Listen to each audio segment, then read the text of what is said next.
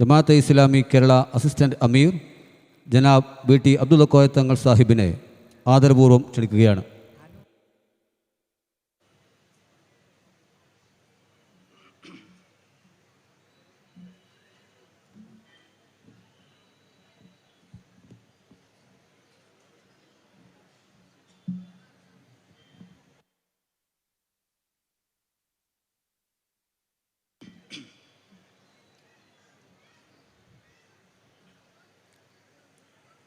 അസ്സലാമു അലൈക്കും വറഹ്മത്തുള്ളാഹി വബറകാതുഹു. അൽഹംദുലില്ലാഹി റബ്ബിൽ ആലമീൻ. അസ്സലാത്തു വസ്സലാമു അലാ സയ്യിദിൽ മുർസലീൻ വഅലാ ആലിഹി വസഹ്ബിഹി വമൻ തബിഅഹും ബിഇഹ്സാനിൻ ഇലാ യൗമിദ്ദീൻ. ഇൻ ഉരീദു ഇല്ലൽ ഇസ്ലാഹ മസ്തതഅതു വമാ തൗഫീഖി ഇല്ലാ ബില്ലാഹ് അലൈഹി തവക്കൽതു വഇലൈഹി ഉനീബ്. ആദരണീയനായ പി മുജീബുർ റഹ്മാൻ സാഹിബ്, ജമാഅത്തെ ഇസ്ലാമി ഹിന്ദ് കേരള ഹൽക്ക അമീർ, ബഹുമാന്യനായ അധ്യക്ഷൻ, ജമാഅത്തെ ഇസ്ലാമി ഹിന്ദ് മലപ്പുറം ജില്ലാ പ്രസിഡന്റ് സമീർ കാളികാവ്, വേദിയിലുള്ള ബഹുമാന്യനായ ഷെയ്ഖ് മുഹമ്മദ് കാരക്കുന്ന്, ഷിഹാബ് പൂക്കോട്ടൂർ, ഇവിടെ സന്നിഹിതരായിരിക്കുന്ന ജമാഅത്തെ ഇസ്ലാമി ഹിന്ദ് മലപ്പുറം ജില്ലാ കമ്മിറ്റി അംഗങ്ങൾ, ഭാരവാഹികൾ, നിലമ്പൂരിൻ്റെയും പരിസര പ്രദേശങ്ങളിലെയും ഇസ്ലാമിക പ്രവർത്തകരായി ഇവിടെ വന്നണഞ്ഞ സഹോദരി സഹോദരന്മാരെ, ഈ പ്രദേശത്തെ എൻ്റെ പ്രിയപ്പെട്ട സുഹൃത്തുക്കളെ, സഹപ്രവർത്തകരെ,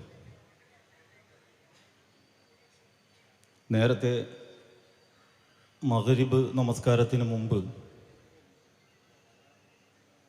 ഈ മഹത്തായ സമ്മേളനം ഉദ്ഘാടനം ചെയ്തുകൊണ്ട് ബഹുമാന്യനായ മുജീബുർ റഹ്മാൻ സാഹിബ് ഇസ്ലാമിക പ്രസ്ഥാനത്തിൻ്റെ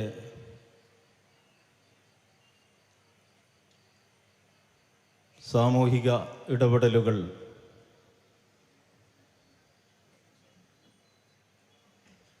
ഏതെല്ലാം തലത്തിൽ എന്തെല്ലാം പ്രതികരണങ്ങൾ സൃഷ്ടിക്കുന്നുണ്ട് എന്നതിനെ പരാമർശിച്ചുകൊണ്ട്, വിശേഷിച്ച് ഇവിടെ നടന്ന ഉപതെരഞ്ഞെടുപ്പിൻ്റെ സാഹചര്യവുമായി ചേർത്ത് വെച്ചുകൊണ്ട്, ഒരുപക്ഷെ ഒരു ഉപതെരഞ്ഞെടുപ്പിൻ്റെ പശ്ചാത്തലത്തിൽ നിന്ന് അടർത്തി മാറ്റി തന്നെ വളരെ ഗൗരവത്തിൽ കേരളീയ സമൂഹം ചർച്ച ചെയ്യേണ്ട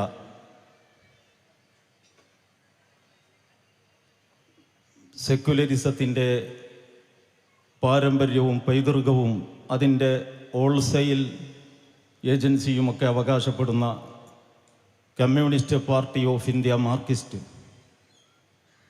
അതിൻ്റെ ഉത്തരവാദപ്പെട്ട ആളുകൾ അവരുടെ നിലനിൽപ്പിൻ്റെ ശരിയായ ഊർജമെല്ലാം ചോർന്നുപോയി എന്ന തിരിച്ചറിവിൻ്റെ അടിസ്ഥാനത്തിൽ മൃദു ഹിന്ദുത്വം അല്ലെങ്കിൽ ഇസ്ലാമോഫോബിയ എങ്ങനെ പാർട്ടിക്കുള്ള ഒരു വളക്കൂറുള്ള മണ്ണ് തീർക്കുന്നതിൽ പ്രയോജനപ്പെടുത്താൻ സാധിക്കും എന്നതിൻ്റെ പരീക്ഷണക്കളരിയായി ഒരു മണ്ഡലത്തെ മാത്രമല്ല ഒരു സംസ്ഥാനത്തെ തന്നെ മാറ്റിക്കൊണ്ടിരിക്കുന്ന ഒരു സാഹചര്യത്തിലാണ് നേരത്തെ ഇവിടെ പറഞ്ഞ ആ വിശകലനങ്ങൾ പ്രസക്തമാകുന്നത്. ആ ചർച്ച അങ്ങനെ തുടരുകയാണെങ്കിൽ കഴിഞ്ഞ കുറേ വർഷങ്ങളിൽ ഇവർ ചെയ്തു കൂട്ടിയ കാര്യങ്ങളെല്ലാം മുമ്പിൽ വെച്ചുകൊണ്ട് നമുക്കൊരുപാട് കാര്യങ്ങൾ പറയാനുണ്ട്.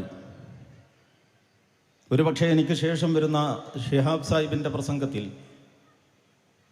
ആ ഭാഗത്തേക്ക് അദ്ദേഹം പ്രവേശിക്കാൻ സാധ്യതയുണ്ടാവും എന്ന് പ്രതീക്ഷിച്ചുകൊണ്ട്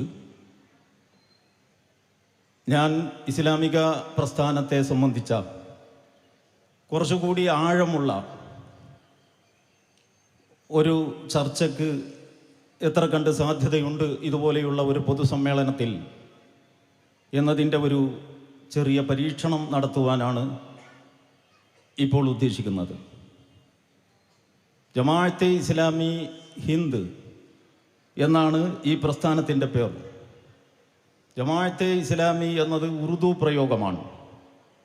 ജമാഅത്തെ ഇസ്ലാമി എന്നതിൻ്റെ അർത്ഥം ഇസ്ലാമിക സംഘടന, ഇസ്ലാമിക സംഘം എന്നൊക്കെയാണ്. ഇസ്ലാമിക സംഘമാകുന്നത് ഇസ്ലാമിൻ്റെ അടിസ്ഥാന പ്രമാണങ്ങളെന്തോ അത് അടിസ്ഥാനമാക്കി പ്രവർത്തിക്കുമ്പോഴാണ്. നേരത്തെ നമ്മുടെ അധ്യക്ഷൻ്റെ സംസാരത്തിൽ ഈ പ്രസ്ഥാനത്തിൻ്റെ പ്രവർത്തനങ്ങളുടെ അടിസ്ഥാനം ഖുർആനും സുന്നത്തുമായിരിക്കും എന്ന് പറഞ്ഞത് ആ അടിസ്ഥാനത്തിലാണ്. അപ്പോൾ ഖുർആനിനെയും സുന്നത്തിനെയും അടിസ്ഥാനപ്പെടുത്തി ഇന്ത്യ രാജ്യത്ത് പ്രവർത്തിച്ചു കൊണ്ടിരിക്കുന്ന ഒരു ആദർശ പ്രസ്ഥാനമാണ് ജമാഅത്തെ ഇസ്ലാമി ഹിന്ദ് എന്ന് പറയുന്നത്. ഇതിനെ മതസംഘടനകളുടെ കൂട്ടത്തിൽ ചേർത്ത് വെച്ച് മനസ്സിലാക്കാൻ ശ്രമിച്ചാൽ ഇതിൻ്റെ ഒരു ചർച്ചയും നിങ്ങൾക്ക് മനസ്സിലാവില്ല. അത് ജമാഅത്തെ ഇസ്ലാമിയുടെ വിഷയമല്ല. നിങ്ങളിൽ ചിന്തിക്കുന്നവർക്ക് വേണ്ടി, അല്ലെങ്കിൽ വായിക്കുകയും പഠിക്കുകയും ചെയ്യുന്നവർക്ക് വേണ്ടി, ഇവർ എല്ലാ വായനയും കൂടി ഇവിടുത്തെ ആ തോറ്റ സ്ഥാനാർത്ഥിയെ ഏൽപ്പിച്ചതാണ്. മൊത്തം പാർട്ടിക്ക് വേണ്ടിയും മൂപ്പരാണ് വായിക്കുന്നത് എന്നാണ് ഞാൻ മനസ്സിലാക്കിയത്. അങ്ങനത്തെ ആളുകൾക്ക് ഇതൊന്നും മനസ്സിലാവില്ല. ഓരോരുത്തരും വായിക്കുകയും ചിന്തിക്കുകയും ചെയ്യുകയാണെങ്കിൽ അപ്പോൾ മനസ്സിലാവും. ഈ പറയുന്ന ഇസ്ലാമിൻ്റെ അടിത്തറയിൽ നിന്ന് സംസാരിക്കുമ്പോൾ ഖുർആൻ, നമ്മളിപ്പോൾ ഖുർആൻ കൊണ്ടുവന്നിട്ട് ഖുർആൻ, ഭഗവത്ഗീത, ഇങ്ങനെ മറ്റ് മതങ്ങളുടെ വേദഗ്രന്ഥങ്ങൾ, ആ വേദഗ്രന്ഥങ്ങളുടെ കൂട്ടത്തിൽ ഖുർആനും കൂടി വെച്ചാൽ ഖുർആനിൻ്റെ ഉള്ളടക്കത്തെക്കുറിച്ച് വിവരമുള്ള ആരും ഇത് കണ്ടാലും ചോദിക്കും, ഇതെന്താ ഇവിടെ വെച്ചത്, ഇത് ഇതിൽ ചേരൂലല്ലോ. എന്നാൽ പിന്നെ അവിടെ നിന്ന് എടുത്തിട്ട് നമ്മൾ കമ്മ്യൂണിസ്റ്റ് മാനിഫെസ്റ്റോ ഉൾപ്പെടെയുള്ള രാഷ്ട്രമീമാംസ നിയമപുസ്തകങ്ങളുടെ കൂട്ടത്തിൽ വിശുദ്ധ ഖുർആനിനെ വെച്ചാൽ അപ്പോൾ അത് കാണുന്നവരും ചോദിക്കും, ഇതെന്താ ഇതിൽ കൊടുന്ന് വെച്ചത്, ഇത് ഈ കൂട്ടത്തിൽ ചേരൂലല്ലോ. പാരമ്പര്യ മതങ്ങളുടെ വേദഗ്രന്ഥങ്ങളുടെ കൂട്ടത്തിൽ ഒരു വിപ്ലവ രാഷ്ട്രമീമാംസ നിയമപുസ്തകമായും രാഷ്ട്രമീമാംസ നിയമപുസ്തകങ്ങളുടെ കൂട്ടത്തിൽ ഒരാധ്യാത്മിക വേദഗ്രന്ഥമായും വിശുദ്ധ ഖുർആൻ വേറിട്ട് നിൽക്കുന്നു എങ്കിൽ ആ ഖുർആനിനെ അടിസ്ഥാനപ്പെടുത്തി പ്രവർത്തിക്കുന്ന ഒരു പ്രസ്ഥാനത്തിനും ഈ ഒരു സ്വഭാവം ഉണ്ടാവും എന്ന് നിങ്ങൾ കാണണം. നിങ്ങൾക്ക് മതസംഘടനകളുടെ പ്രഭാഷണങ്ങൾ കേട്ട് ശീലമുണ്ടാകും. നിങ്ങൾക്ക് രാഷ്ട്രീയ പാർട്ടികളുടെ പ്രഭാഷണങ്ങൾ കേട്ടും ശീലമുണ്ടാവും. മതസംഘടനകളുടെയും രാഷ്ട്രീയ പാർട്ടികളുടെയും സ്റ്റേജിൽ നിന്ന് കേൾക്കുന്ന ആശയങ്ങൾ അവരുടെ ആ നിലവാര തകർച്ചയില്ലാതെ ഇതിനെ രണ്ടിനെയും സുമോഹനമായി സമ്മേളിപ്പിച്ചുകൊണ്ട് നിങ്ങൾക്ക് ജമാഅത്ത് വേദികളിൽ നിന്ന് കേൾക്കാനാവും. കാരണം ഇതൊരു ഇസ്ലാമിക ആദർശ പ്രസ്ഥാനമാണ്. അപ്പോൾ ഞാൻ പറയുന്ന ഒന്നാമത്തെ കാര്യം, ഇത് ഇസ്ലാമിക സംഘമാണ്. ഇസ്ലാമിക സംഘത്തിൻ്റെ അടിസ്ഥാനം ഖുർആനും സുന്നത്തുമാണ്. ഖുർആനിനെയും സുന്നത്തിനെയും അടിസ്ഥാനപ്പെടുത്തി ജമാഅത്തെ ഇസ്ലാമി സമർപ്പിക്കുന്ന ആശയങ്ങളെ കാര്യഗൗരവത്തിൽ ആരെങ്കിലും നിരൂപണം ചെയ്തതായിട്ട് എൻ്റെ ശ്രദ്ധയിൽപ്പെട്ടിട്ടില്ല. പലതരത്തിലുള്ള ഉപരിപ്ലവമായ ചർച്ചകളും വിമർശനങ്ങളുമൊക്കെ ഉണ്ടായിട്ടുണ്ട്. അതിൽ പരിഗണിക്കേണ്ടതിനോടും പ്രതികരിക്കേണ്ടതിനോടും പ്രസ്ഥാനം അതത് സമയത്ത് പ്രതികരിച്ചു പോന്നിട്ടുമുണ്ട്. പ്രിയമുള്ളവരെ, ഞാൻ പറഞ്ഞു വരുന്നത് ഇസ്ലാമിക പ്രസ്ഥാനത്തെ സംബന്ധിച്ചിടത്തോളം വിശുദ്ധ ഖുർആനിൻ്റെ കാഴ്ചപ്പാട്, അപ്പം ഇസ്ലാമിക പ്രസ്ഥാനത്തിൻ്റെ കാഴ്ചപ്പാട് ഇസ്ലാമിൻ്റെ കാഴ്ചപ്പാടാകുമ്പോൾ ഇസ്ലാമിൻ്റെ പ്രാപഞ്ചിക വീക്ഷണത്തിൽ നിന്നാണ് ഈ പ്രസ്ഥാനത്തിൻ്റെ ഈ പ്രസ്ഥാനം അതിൻ്റെ ജീവിത വീക്ഷണം രൂപപ്പെടുത്തിയെടുത്തിട്ടുള്ളത്. ഇസ്ലാമിന് ഒരു പ്രാപഞ്ചിക വീക്ഷണമുണ്ട്, പ്രപഞ്ചത്തെ സംബന്ധിച്ച ഒരു കാഴ്ചപ്പാടുണ്ട്. ഇവിടെ ദൈവമുണ്ടോ ഇല്ലേ എന്നതല്ല ജമാഅത്തെ ഇസ്ലാമി പറയുന്നത്. അതിലൊരു തർക്കത്തിനും ഒരു വകുപ്പുമില്ല. മേരി നിഗാഹുമേ തേരി നിഗാഹുമേ സാബിത്ത് നഹി ഖുദാ കാ വജൂദ്, മേരി നിഗാഹുമേ സാബിത്ത് നഹി വജൂദ് തേരാ. ഒരു അല്ലാമ ഇഖ്ബാൽ ഒരിടത്ത് പറയുന്നുണ്ട്. ആ കവിതക്ക് കുറച്ചുകൂടിയും ഭാഗമുണ്ട്, പക്ഷേ ഇപ്പം സമയം ചുരുക്കാൻ വേണ്ടി ഞാൻ അതിലേക്ക് പോകുന്നില്ല. നിന്റെ കാഴ്ചപ്പാടിൽ ദൈവത്തിന് അസ്തിത്വമില്ല. ഇഖ്ബാൽ പറയാണ്, നിന്റെ കാഴ്ചപ്പാടിൽ ദൈവത്തിന് അസ്തിത്വമില്ല, എൻ്റെ കാഴ്ചപ്പാടിൽ നിനക്കും അസ്തിത്വമില്ല. ദൈവമില്ലാതെ നീ എങ്ങനെ ഉണ്ടായി എന്ന് ചോദിക്കുന്ന ഒരു സിദ്ധാന്തം അതിലുണ്ട്. അപ്പോൾ പ്രിയമുള്ളവരെ, ഞാൻ പറഞ്ഞു വരുന്നത് ഇസ്ലാമിക പ്രസ്ഥാനത്തിന് ഖുർആൻ മുന്നോട്ട് വെക്കുന്ന, ഖുർആനും സുന്നത്തും മുന്നോട്ട് വെക്കുന്ന ഒരു പ്രാപഞ്ചിക വീക്ഷണമുണ്ട്. ആ പ്രാപഞ്ചിക വീക്ഷണത്തിൻ്റെ ഭാഗമായിട്ട് ജീവിതത്തെ സംബന്ധിച്ച സമഗ്രമായ ഒരു കാഴ്ചപ്പാടുണ്ട്. അതിൽ പിന്നെ പരമ്പരാഗത അർത്ഥത്തിലുള്ള ആത്മീയ വ്യവഹാരങ്ങളുണ്ട്, അതിൽ രാഷ്ട്രീയമുണ്ട്, അതിൽ കച്ചവടവും കൃഷിയും വാണിജ്യവും കുടുംബജീവിതവും എല്ലാത്തിനെ സംബന്ധിച്ചും ഒരു മനുഷ്യൻ്റെ ജീവിതം എത്ര വിശാലമാണോ ആ അളവിൽ. ഇവിടെ വിശപ്പിൻ്റെ പ്രശ്നം മതത്തിനറിയാത്ത വിഷയമാണെന്നും വിശപ്പിൻ്റെ പ്രശ്നം ഞങ്ങൾക്ക് മാത്രമേ മനസ്സിലാവുകയുള്ളൂ എന്നും മേനി നടിച്ച് നടക്കുന്നവർ വിശുദ്ധ ഖുർആനിലെ പ്രാഥമികമായ അധ്യായങ്ങളിലൂടെ ഒന്നങ്ങനെ കണ്ണോടിക്കണം. ലി ഇലാഫി ഖുറൈശ് ഇലാഫിഹിം റിഹ്ലത്തശ് ശിതാഇ വസ്സൈഫ്. ഇരിക്കുന്ന ഈ സദസ്സിലെ മുസ്ലിം സഹോദരങ്ങൾക്കൊക്കെ ഈ ഇരുന്ന ഇരിപ്പിൽ കാണാതെ ഓതാനറിയുന്ന ഒരധ്യായമായിരിക്കും ഇത് എന്ന് ഞാൻ വിചാരിക്കുന്നു. സൂറത്ത് ഖുറൈശ്. ആ അധ്യായത്തിൽ ഒരല്പം മുന്നോട്ട് പോകുമ്പോൾ ഫൽയഅ്ബുദു റബ്ബ ഹാദൽ ബൈത്ത്, അതുകൊണ്ട് അവർ ഈ ഭവനത്തിൻ്റെ നാഥന് ഇബാദത്ത് എടുക്കട്ടെ. ഈ ഭവനത്തിൻ്റെ നാഥന് ജീവിതത്തിൽ പരമമായ സ്ഥാനം നൽകി തദനുസൃതം അതനുസരിച്ച് അവർ ജീവിക്കട്ടെ. അല്ലദീ അത്അമഹും മിൻ ജൂഅ് വആമനഹും മിൻ ഖൗഫ്. നോക്കൂ നിങ്ങൾ, ആ ഭവനത്തിൻ്റെ നാഥൻ അവരുടെ വിശപ്പകറ്റി അവൻ അവർക്ക് മനസമാധാനം നൽകി.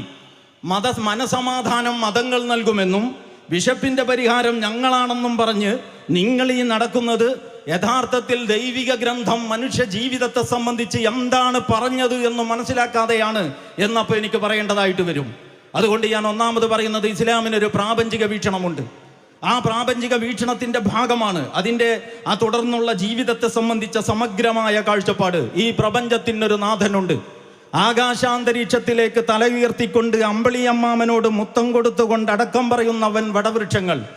ആ വടവൃക്ഷങ്ങളിൽ ചുറ്റിപ്പടർന്ന് പന്തലിച്ച് നിൽക്കുന്ന വള്ളിക്കൂടാരങ്ങൾ, അതിന് താഴെ തഴച്ചു വളരുന്ന കുറ്റിക്കാടുകൾ, അതിൻ്റെ ഇടയിലൂടെ ഒഴുകിക്കൊണ്ടിരിക്കുന്ന കൊച്ചരുവികൾ, ആ കൊച്ചരുവികളുടെ ചുറ്റുപാടും മനോഹരമായി സംവിധാനിച്ചിരിക്കുന്ന പുൽമേടുകൾ, അവിടെ തുള്ളിച്ചാടുന്ന മാൻപേടകൾ, കാറ്റുകൊള്ളുന്ന മയിലുകൾ, നൃത്തം വെക്കുന്ന മയിലുകൾ, ചീറ്റിയടിക്കുന്ന ചെമ്പിലികൾ, ചിഹ്നം വിളിക്കുന്ന കാട്ടാനകൾ, ഗർജിക്കുന്ന സിംഹങ്ങൾ, കാട്ടുപോത്തുകൾ, കണ്ടാമൃഗങ്ങൾ.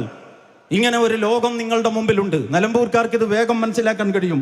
എൻ്റെ ചോദ്യം ഇതാണ്, നിങ്ങൾ ഈ കാട് ഒരു നിമിഷം ഒന്ന് നിരീക്ഷിച്ചു നോക്കൂ. കാട്ടിലെ മൃഗങ്ങളെല്ലാം തടിച്ചു കൊടുത്ത് ഒരു കാട്ടിലും പട്ടിണി മരണങ്ങളില്ല. എൻ്റെ ചോദ്യം ഇതാണ്, ഈ കാട്ടിൽ ഈ ജീവജാലങ്ങൾക്ക്, ചെറുതും വലുതുമായ ജീവജാലങ്ങൾക്ക് തീറ്റ കൊടുക്കുന്നവൻ ആരാണ്? ഒന്നോ രണ്ടോ ദിവസമല്ല.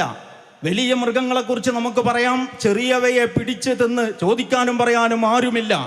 കാട്ടുനീതി, യഥാർത്ഥത്തിൽ കാട്ടുനീതി എന്ന് പറയുന്നത് ഏറ്റവും ദൈവികമായ ഒരു നീതിയാണെന്നും കാട്ടിൽ പട്ടിണി മരണങ്ങളില്ലെന്നും നിങ്ങൾ ഓർക്കണം. ഏത് കാട്ടിലേക്ക് എന്ന് മനുഷ്യൻ കടന്നു കയറുന്നുവോ അന്നാണ് കാട്ടിൽ നീതി താളം തെറ്റുന്നത് എന്ന് നിങ്ങൾ അറിയണം. കാട്ടിൽ മൃഗങ്ങൾ ഫ്രിഡ്ജ് കണ്ടുപിടിച്ചിട്ടില്ല എന്ന് നിങ്ങൾ ഓർക്കണം. എന്ന് പറഞ്ഞാൽ അന്നത്തെ അന്നത്തെക്കുറിച്ചല്ലാതെ തൻ്റെ ഭാവിയെക്കുറിച്ച് വേവലാതിപ്പെടുന്ന ഒരവസ്ഥയും ഈ കാട്ടിലെ മൃഗങ്ങളുടെ മുന്നിലില്ല. അപ്പോൾ ആ കാട്ടിലും ഈ കരയിലും ഓർത്തു നോക്കൂ, ഒരു പുതിയ വേനൽ, നല്ല ചുട്ടുപൊള്ളുന്ന വേനലിൽ ഒരു പുതുമഴ പെയ്യുമ്പോൾ പാറ്റകൾ തുരുതുര. ഈ ഇന്നലെ വരെ ആ പാറ്റകൾ എവിടെയാണ്? ഈയാമ്പാറ്റകൾ, കോടിക്കണക്കിന് വരുന്ന ഈയാമ്പാറ്റകൾ ഭൂമിക്കടിയിൽ എന്നോ പുലരുന്ന ഒരു വാഗ്ദാനം കണക്കെ നിലകൊള്ളുകയാണ്. നിങ്ങൾ കടലിനെ കുറിച്ച് ചിന്തിച്ചു നോക്കൂ. മത്സ്യം, മത്തി എന്ന് പറയുന്ന ഒരൊറ്റ മീനിനെ സംബന്ധിച്ച് മാത്രം ആലോചിച്ച് നോക്കൂ. ഒരു ദിവസം നമ്മുടെ ഈ മലപ്പുറം ജില്ലയിലെ മാർക്കറ്റുകളിലെല്ലാം കൂടി എത്രയുണ്ടാവും ഇത് എന്ന്. അങ്ങനെ നിങ്ങൾ മറ്റു ജില്ലകളെ കുറിച്ച് ചിന്തിച്ചു നോക്കൂ. അങ്ങനെ നിങ്ങൾ മറ്റ് സംസ്ഥാനങ്ങളെ കുറിച്ച് ചിന്തിച്ചു നോക്കൂ. അങ്ങനെ നിങ്ങൾ വിദേശ രാജ്യങ്ങളെ കുറിച്ച് ചിന്തിച്ചു നോക്കൂ. അങ്ങനെ നിങ്ങൾ ലോകത്ത് മനുഷ്യവാസമുള്ള മുഴുവൻ ജനങ്ങളുടെ മുഴുവൻ പ്രദേശങ്ങളിലും ഓരോ മാർക്കറ്റിലും ഇരിക്കുന്ന മത്സ്യങ്ങളെ ഒരു നിമിഷം മനസ്സിൽ വിഭാവന ചെയ്തു നോക്കൂ. എൻ്റെ ചോദ്യം ഇതാണ്, ആ കാട്ടിലും ഈ കരയിലും ആ കടലിലും ഈ കോടാനുകോടി വരുന്ന ജീവജാലങ്ങളെ തീറ്റിപ്പോറ്റുന്നവൻ ആരാണ്? അല്ലാഹുല്ലദീ ഖലഖകും സുമ്മ റസഖകും സുമ്മ യുമീതുകും സുമ്മ യുഹ്യീകും ഹൽ മിൻ ശുറകാഇകും മൻ യഫ്അലു മിൻ ദാലികും മിൻ ഷൈഅ. അല്ലാഹുല്ലദീ ഖലഖകും, അല്ലാഹുവാണ് നിങ്ങളെ സൃഷ്ടിച്ചത്. അല്ലാഹു എന്ന് പറയുമ്പോൾ മുസ്ലിങ്ങളുടെ ദൈവം എന്ന് നിങ്ങൾ തെറ്റിദ്ധരിക്കരുത്. അറബി ഭാഷയിൽ ഇപ്പോൾ ഉദാഹരണത്തിന് കലം എന്ന് പ്രയോഗിക്കും പേനക്ക്. അപ്പോൾ ഇംഗ്ലീഷിൽ പെൻ എന്ന് പറയുന്നതിന് അറബിയിൽ കലം എന്ന് പ്രയോഗിക്കും. ഇംഗ്ലീഷിൽ പിന്നെ ബുക്ക് എന്ന് പറയുന്നതിന് അറബിയിൽ അൽ കിതാബ് എന്ന് പ്രയോഗിക്കും. ഇംഗ്ലീഷിൽ നമ്മൾ ദി ബുക്ക് എന്ന് പറയും, അല്ലെങ്കിൽ ദി പെൻ. ഏതോ ഒരു പ്രത്യേക പേനയെ മനസ്സിൽ കണ്ടുകൊണ്ട് ദി പെൻ എന്ന് ഇംഗ്ലീഷിൽ പ്രയോഗിക്കുന്നത് പോലെ അറബിയിൽ പറയുക അൽ കലം എന്നാണ്, അൽ കിതാബ് എന്നാണ്. ദി ബുക്ക് എന്നതിൻ്റെ അറബി അൽ കിതാബ് എന്നാണ്. അപ്പോൾ ഈ അലിഫ്ലാം ചേർന്നിരിക്കുകയാണ്. ഇവിടെ ഗോഡ് എന്ന് ഇംഗ്ലീഷിൽ പറയുന്ന മലയാളത്തിൽ ദൈവം എന്ന് പറയുന്നതിന് അറബിയിലുള്ള പ്രയോഗം ഇലാഹ് എന്നാണ്. ഇലാഹിന് ദൈവം എന്ന അർത്ഥം മാത്രമല്ല, അതൊരു വലിയ ചർച്ചയാണ്, അതിലേക്ക് ഞാൻ ഇപ്പോൾ കടക്കുന്നില്ല. ആ ഇലാഹ് എന്ന് പറയുന്നതിൻ്റെ കൂടെ അലിഫ് ലാം എന്ന് 2 അക്ഷരങ്ങൾ കൂടുമ്പോൾ അൽ ഇലാഹ്. അൽ ഇലാഹ് എന്ന് പറഞ്ഞാൽ ദി ഗോഡ്. ഏത് ഗോഡ്? ആ കാട്ടിലും ഈ കരയിലും ഈ കടലിലും കോടാനുകോടി വരുന്ന ജീവജാലങ്ങളെ ഇടതടവില്ലാതെ തീറ്റിപ്പോറ്റുന്നവനാര്? നമ്മളുടെ ജീവിതത്തെ നമ്മുടെ ഈ ശരീരത്തെ സംവിധാനിച്ചതാര്? നമ്മുടെ കണ്ണിനെ രൂപകൽപ്പന ചെയ്തതാര്? നമ്മുടെ വിരലിൻ്റെ അഗ്രങ്ങളെ ഡിസൈൻ ചെയ്തതാര്? ലക്ഷോപലക്ഷം വരുന്ന ഗ്രഹോപഗ്രഹങ്ങൾക്ക് മനോഹരമായിട്ട് അതിവേഗതയിൽ നീന്തിത്തുടിക്കുവാനുള്ള സഞ്ചാരപഥങ്ങൾ തീർത്തതാര്? അതുകൊണ്ട് നമ്മൾ കാണുന്നതും കാണാത്തതുമായ പ്രപഞ്ചങ്ങളായ സകല പ്രപഞ്ചങ്ങളുടെയും ഉടമയാര് എന്ന ചോദ്യത്തിന് ദി ഗോഡ് എന്നാണ് മറുപടി. ആ മറുപടിയാണ് ഇവിടെ അല്ലാഹ് എന്ന് അറബിയിൽ പറയുമ്പോൾ അതിൻ്റെ അർത്ഥം അത്രയേ ഉള്ളൂ എന്ന് നിങ്ങൾ കാണണം. ഇത് മുസ്ലിങ്ങളുടെ കുലദൈവമല്ല, ഇത് ഈ പ്രപഞ്ചത്തിന്റെ നാഥനാണ്. അങ്ങനെ ഒരു നാഥൻ ഈ പ്രപഞ്ചത്തിനുണ്ട്. ഞാൻ അവിടേക്ക് തന്നെ പോകാം. അല്ലാഹുല്ലദീ ഖലഖക്കും സുമ്മ റസഖക്കും സുമ്മ യുമീതുക്കും സുമ്മ യുഹ്യീക്കും. അല്ലാഹുവാണ് നിങ്ങളെ സൃഷ്ടിച്ചത്. അഥവാ ഈ പ്രപഞ്ചത്തിനൊരു നാഥനുണ്ട്, അവനാണ് നിങ്ങളെ സൃഷ്ടിച്ചത്, അവനാണ് നിങ്ങൾക്ക് അന്നം നൽകുന്നത്, അവനാണ് നിങ്ങളെ ജീവിപ്പിക്കുന്നത്, അവനാണ് നിങ്ങളെ മരിപ്പിക്കുന്നത്. ഹൽ മിൻ ശുറകാഇക്കും മൻ യഫ്അലു മിൻ ദാലികും മിൻ ഷൈ. ഈ കാര്യങ്ങളിൽ വല്ല കാര്യവും ചെയ്യുന്ന അള്ളാഹുവല്ലാത്ത വേറെ ഒരു അതോറിറ്റി അള്ളാഹുവിനോടൊപ്പം ഉണ്ടോ? ഇതാണ് ഖുർആനിന്റെ ചോദ്യം.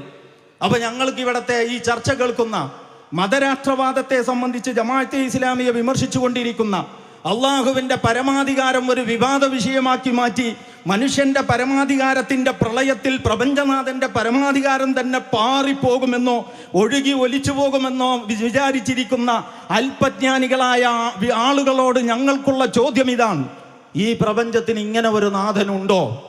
ഇതൊരു തീരുമാനമെടുക്കേണ്ട വിഷയമാണ്. കമ്മ്യൂണിസ്റ്റുകാർ പൊതുവെ ഞാൻ മനസ്സിലാക്കിയിടത്തോളം അതിലൊരു തീരുമാനമെടുത്തിട്ടുണ്ട്, അങ്ങനെ ഒരു ദൈവമില്ല എന്നാണ്. ഇനി അങ്ങനെ ഒരു ദൈവം അത്യാവശ്യമാണ് നിങ്ങൾക്കെങ്കിൽ നിങ്ങളുടെ സ്വകാര്യ ജീവിതത്തിലാവാം. നോക്കണം നിങ്ങൾ, സ്വകാര്യ ജീവിതത്തിൽ ദൈവം എന്ന് പറഞ്ഞാൽ നമ്മളെല്ലാവരും കൂടി സംഘടിതമാകുമ്പോൾ അന്ന് പടച്ചവൻ ഇങ്ങോട്ട് വരേണ്ടതില്ലെന്നും, നമ്മളെല്ലാവരും ഒറ്റയ്ക്കിരിക്കുമ്പോൾ ദൈവത്തിൻ്റെ അടിമയാണെന്നും, ഓരോരുത്തരും ഒറ്റയ്ക്കിരിക്കുമ്പോൾ ദൈവത്തിൻ്റെ അടിമയാണെന്നും, എല്ലാവരും കൂടി സംഘടിച്ചാൽ ദൈവത്തിൻ്റെ മേലെ ഉടമയാകുമെന്നും. അതല്ലേ ഈ പറഞ്ഞതിൻ്റെ അർത്ഥം? ബുദ്ധിയുള്ള ഒരു മനുഷ്യന്റെ ചിന്താശേഷിയെ തൃപ്തിപ്പെടുത്താൻ ഇതിന് കഴിയുമോ? അതുകൊണ്ട് ഞാൻ പറയുന്നു, നെഹ്റുവിൻ്റെ നിലപാടെടുക്കരുത്. ഞാൻ മനസ്സിലാക്കിയെടുത്തോളം അദ്ദേഹം സന്ദേഹവാദിയാണ്. ദൈവമുണ്ടോ? ഉണ്ടാവാം, ഇല്ലേ ഇല്ലാതിരിക്കാം, മൂപ്പർക്ക് ഉണ്ടായാലും ഒരു കുഴപ്പമില്ല. അത്രയും നിസ്സാരമായ വിഷയമല്ല ഇത്. അത്രയും നിസ്സാരമായ വിഷയമല്ല ഇത്. വളരെ ഗൗരവപ്പെട്ട തീർപ്പിലെത്തേണ്ട ഒരു കാര്യമാണ്.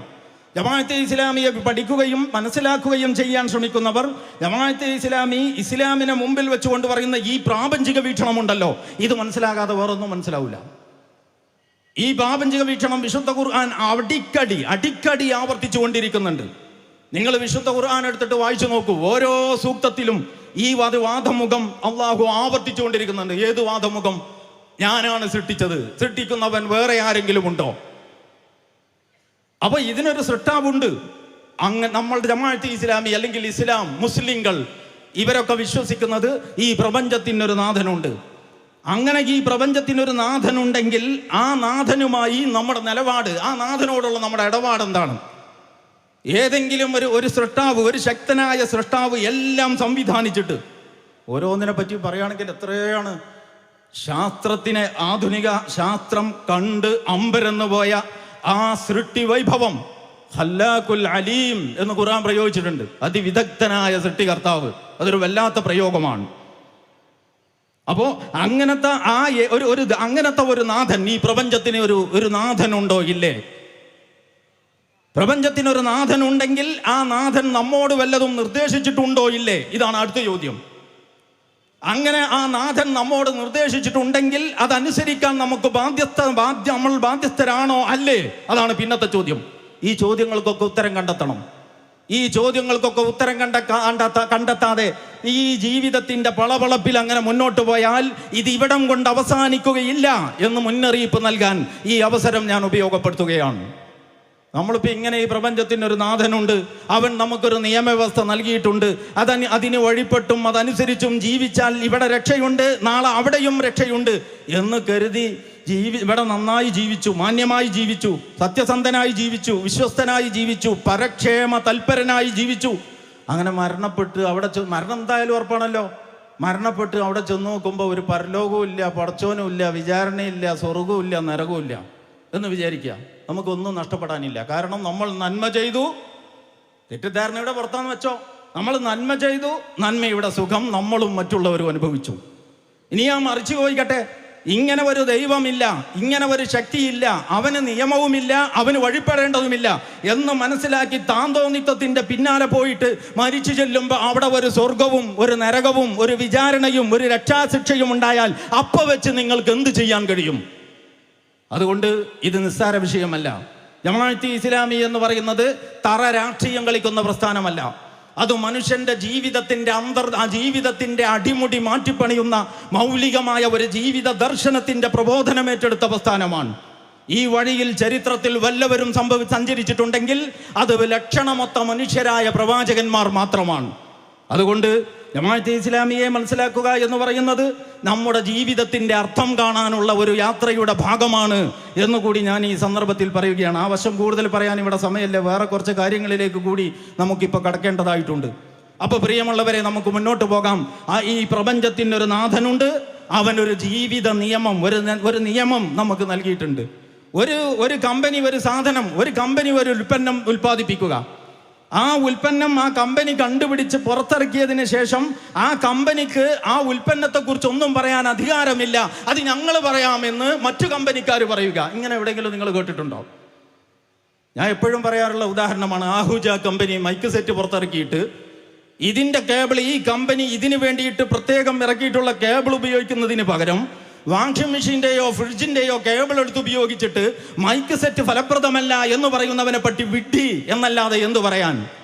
ഇവിടെ മനുഷ്യനെ വിപണിയിലിറക്കിയ കമ്പനി മനുഷ്യനോടൊപ്പം വല്ല കാറ്റലോഗും ഇറക്കിയിട്ടുണ്ടോ?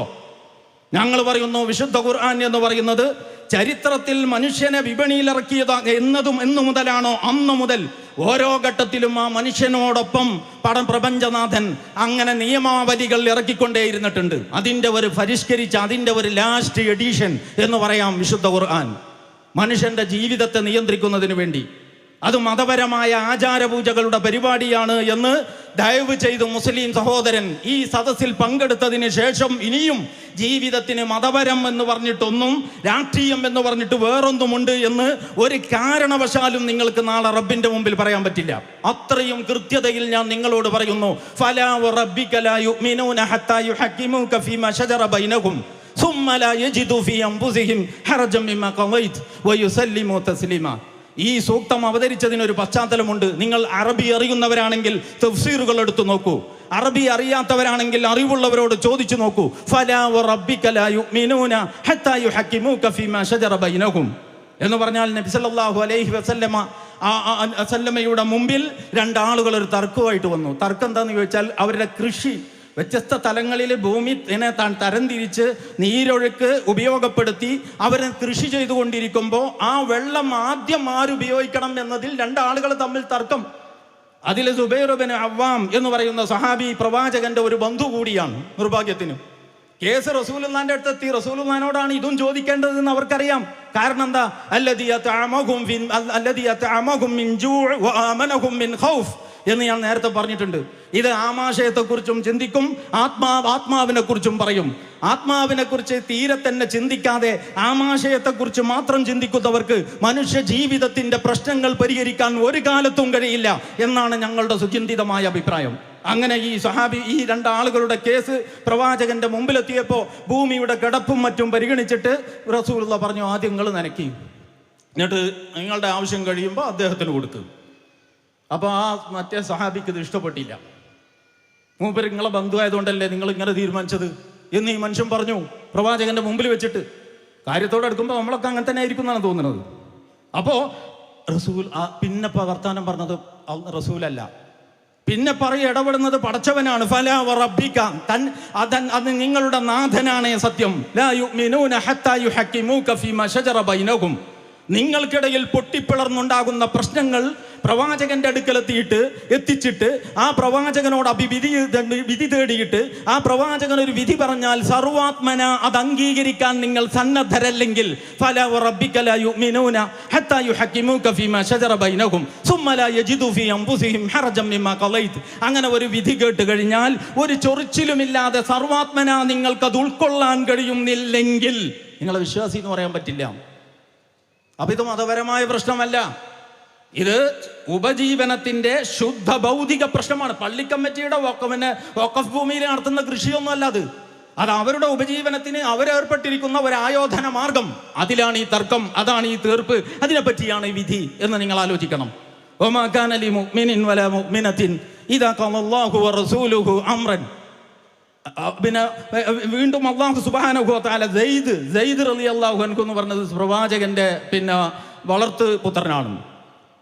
സെയ്ദും സൈനബും തമ്മിലൊരു വിവാഹം ഒരു വളരെ ന്യായമായ ഒരു ആവശ്യമാണ്, ഒരു പ്രത്യയശാസ്ത്രപരമായ ആവശ്യമാണ് എന്ന് പറയാം. അത് കഥ വിശദീകരിക്കപ്പോടെ സമയമില്ല. ചുരുക്കി പറഞ്ഞ വിവാഹത്തിന്റെ ആലോചന സൈനബുമായിട്ട് റസൂലുള്ളാഹി നടത്തി. സെയ്ദാണ് വരൻ എന്ന് അവിടെ പറഞ്ഞു. അപ്പോൾ ഇത് വലിയ തറവാട്ടേരാണ്, മറ്റൊരു അത്ര പോരാ. അപ്പോൾ അവർ ആ അനിഷ്ടം ഈ സഹോദരി പ്രകടിപ്പിച്ചു. അതിനെ പറ്റിയാണ് അല്ലാഹു സുബ്ഹാനഹു വ തആല പറയുന്നത്. വമാ കാന ലിമുഅ്മിനിൻ വലാ മുഅ്മിനത്തിൻ ഇദാ ഖളല്ലാഹു വറസൂലുഹു അംറൻ അൻ യകൂന ലഹുമുൽ ഖിയറതു മിൻ അംരിഹിം വമൻ യഅസില്ലാഹ വറസൂലഹു ഫഖദ് ളല്ല ളലാലൻ മുബീന. ഒരു വിശ്വാസിയായ ആണിനും പെണ്ണിനും അവരുടെ ഒരു പ്രശ്നത്തിൽ അല്ലാഹു ഒരു തീർപ്പ് കൽപ്പിച്ചാൽ ആ തീർപ്പിൽ പിന്നെ ഒരു ചൊറിച്ചിലുണ്ടാവുക എന്നത് ഒരു നിലക്കും ഭൂഷണമല്ല എന്ന് പറഞ്ഞിട്ട് അവസാനിപ്പിക്കണം. എങ്ങനെയെന്നറിയോ? വമൻ യഅസില്ലാഹ വറസൂലഹു ഫഖദ് ളല്ല ളലാലൻ മുബീന. ജീവിതത്തിൻ്റെ കൃഷിയാകട്ടെ, വിവാഹമാകട്ടെ, കച്ചവടമാവട്ടെ, രാഷ്ട്രീയമാവട്ടെ, ഭരണമാകട്ടെ, കുടുംബമാവട്ടെ, സ്വകാര്യമായ ജീവിതത്തെ ബാധിക്കുന്നതാകട്ടെ, പരസ്യമായ പ്രവർത്തനങ്ങളെ സ്വാധീനിക്കുന്നതാവട്ടെ, ഏത് വിഷയമായാലും കൊള്ളാം, ഒരു തീർപ്പ് അള്ളാഹുവോ പ്രവാചകനോ നിങ്ങൾക്ക് നൽകിയാൽ അത് സർവാത്മന സ്വീകരിക്കാൻ സന്നദ്ധമല്ലെങ്കിൽ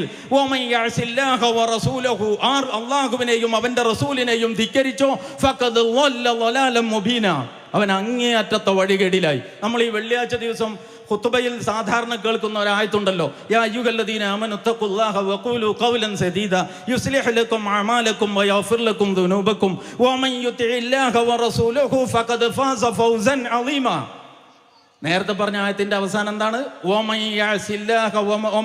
യഅസില്ലാഹ വറസൂലഹു, ആർ അല്ലാഹുവിനെയും അവന്റെ പ്രവാചകനെയും ധിക്കരിച്ചോ അവൻ അങ്ങേയറ്റത്തെ വഴികേടിലകപ്പെട്ടു.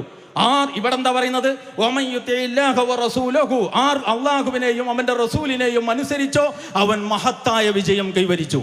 അതുകൊണ്ട് അപ്പൊ നമ്മൾ ഇനി അതുവരെ പറഞ്ഞു ഒന്ന് ചുരുക്കി പറയാം. ഈ പ്രപഞ്ചത്തിനൊരു നാഥനുണ്ട്, അവൻ നമുക്ക് സമഗ്രമായ ജീവിത സംഹിത തന്നിട്ടുണ്ട്. അവൻ മതപരം ഭൗതികം എന്ന ഒരു വിവേചനവും കൽപ്പിച്ചിട്ടില്ല.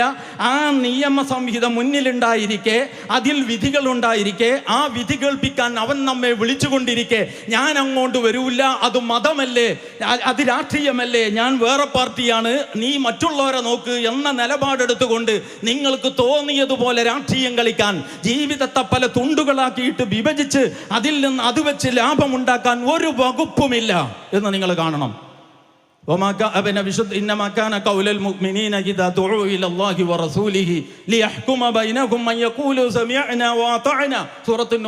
വീണ്ടും പറയാണ്, വിശ്വാസികളുടെ നിലപാട് ഇത് മാത്രമായിരിക്കും.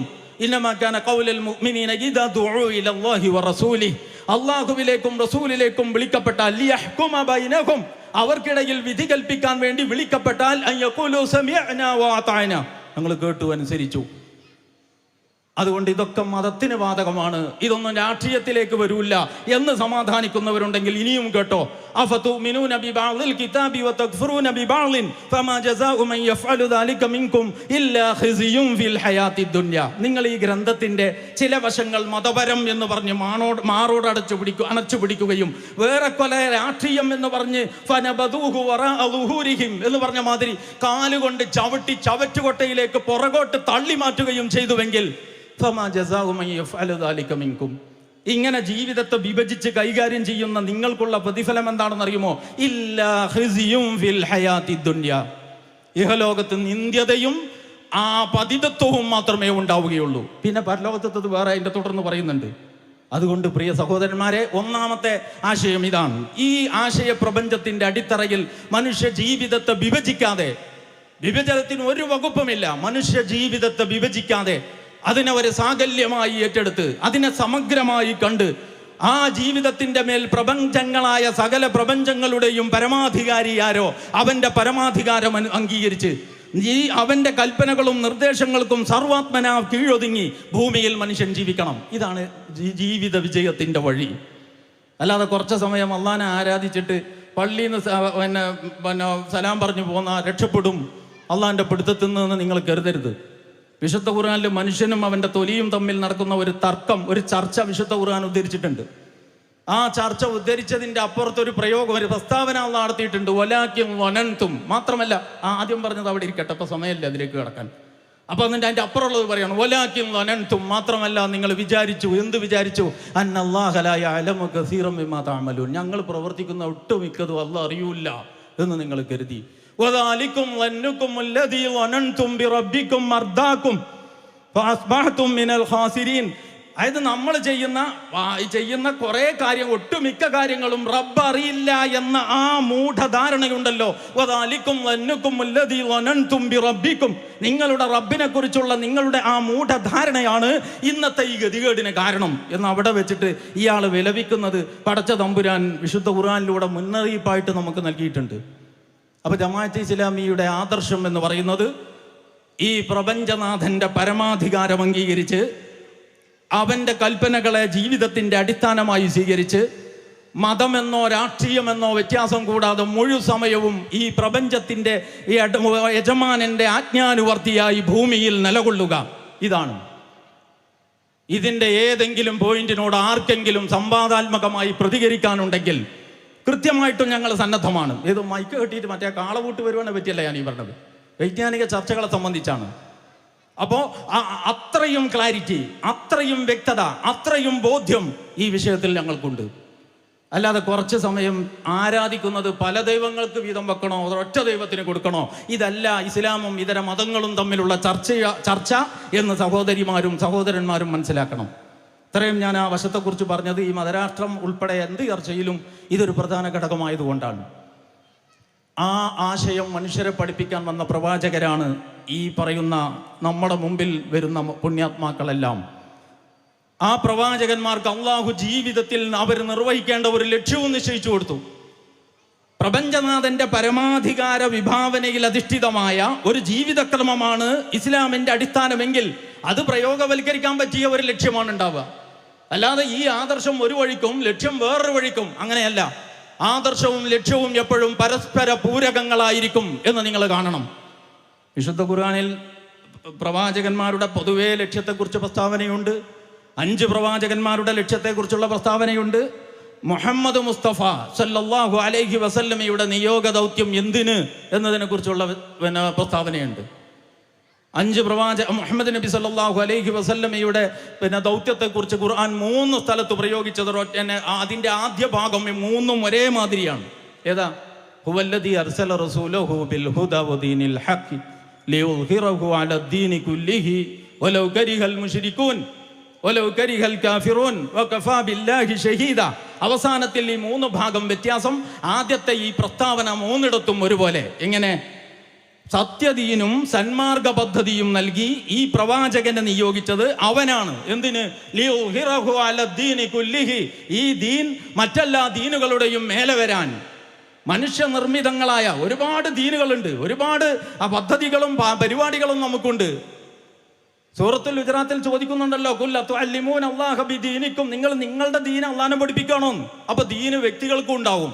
രാജാവിന്റെ ദീന് എന്ന് ഖുർആൻ പ്രയോഗിച്ചിട്ടുണ്ട്. അപ്പൊ ഒരുപാട് ദീനുകളുണ്ട്. ഇങ്ങനെ മനുഷ്യർ കൊണ്ട് നടക്കുന്ന ഏതൊക്കെ തരം ദീനുകളുണ്ടോ, എന്തൊക്കെ ആചാരങ്ങളുണ്ടോ, എന്തൊക്കെ സമ്പ്രദായങ്ങളുണ്ടോ, എന്തൊക്കെ നടപടിക്രമങ്ങളുണ്ടോ, എന്തൊക്കെ നിയമ സംഹിതകളും വ്യവസ്ഥകളും പദ്ധതികളുമുണ്ടോ, ഈ പ്രവാചകൻ വന്നിട്ട് യഥാവിധി പ്രബോധന പ്രവർത്തനങ്ങൾ നടത്തി, സംസ്കരണം നടത്തി, സമൂഹത്തിൽ മാറ്റങ്ങൾ ഉണ്ടാക്കി, അതൊരു വലിയ പരിവർത്തനത്തിന്റെ ഒരു വലിയ ഒരു മുന്നേറ്റമായി തീർന്ന് ആ ദൗത്യം വിജയിക്കുമ്പോൾ ഈ ദീൻ മറ്റെല്ലാ ദീനുകളുടെയും മേലെ വരാൻ, ഈ ഖുർആനും കയ്യിൽ വെച്ചിട്ട് നിങ്ങൾ ഇവിടെ കമ്മ്യൂണിസ്റ്റ് പാർട്ടി ഓഫ് ഇന്ത്യ മാർക്സിസ്റ്റിന്റെ ആളുകൾ ജമാഅത്തെ ഇസ്ലാമിയെ വിമർശിക്കുമ്പോൾ അത് ജമാഅത്തെ ഇസ്ലാമിയുടെ ചെലവിൽ അങ്ങ് പോയി കിട്ടും, ഞങ്ങളൊക്കെ രക്ഷപ്പെടും എന്ന് കരുതുന്നുണ്ടോ? അതുകൊണ്ട് ഞാൻ പറയുന്നു, നിങ്ങൾ ഖുർആനിലേക്കും സുന്നത്തിലേക്കും വരൂ. എന്നിട്ട് അതിൻ്റെ പ്രമാണങ്ങളിൽ നിന്നുകൊണ്ട് ഈ ഇരുട്ടിന്റെ ശക്തികളെ കാര്യം ബോധ്യപ്പെടുത്തി കൊടുക്കാനുള്ള പ്രയത്നങ്ങളിൽ ഏർപ്പെടൂ. അവിടെ അല്ലാതെ രക്ഷപ്പെടാൻ വേറൊരു വഴിയില്ല. പുരോഹിതന്മാരെന്നും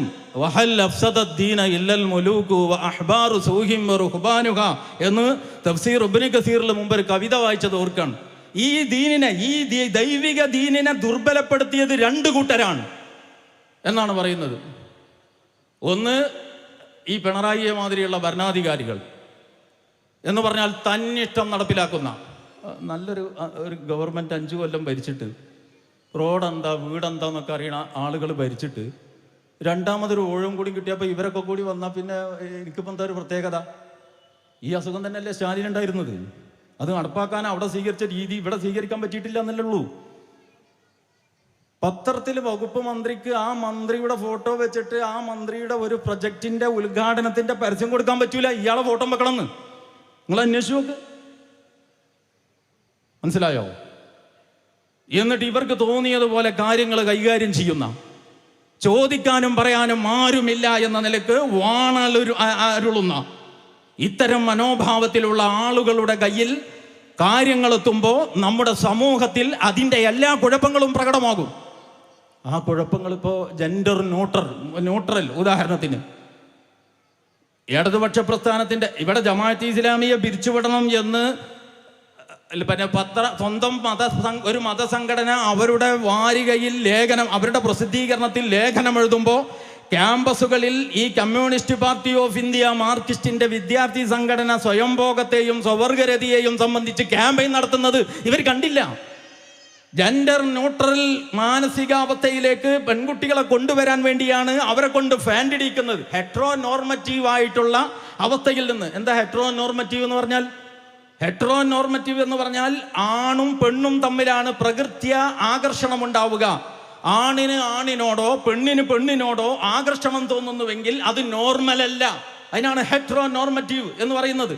ഈ ഹെട്രോ നോർമറ്റീവ് ആയിട്ടുള്ള മനോഭാവത്തിൽ നിന്ന് പെൺകുട്ടികളെ രക്ഷിച്ചെടുക്കാനാണ് അവരെ കൊണ്ട് ഫാൻസ് ഇടിച്ചത് എന്ന് നമ്മുടെ ഉന്നത വിദ്യാഭ്യാസ, ചില്ലറ വിദ്യാഭ്യാസം അല്ല, ഉന്നത വിദ്യാഭ്യാസ വകുപ്പ് മന്ത്രി അത് ട്രീറ്റ് ചെയ്യാണ്.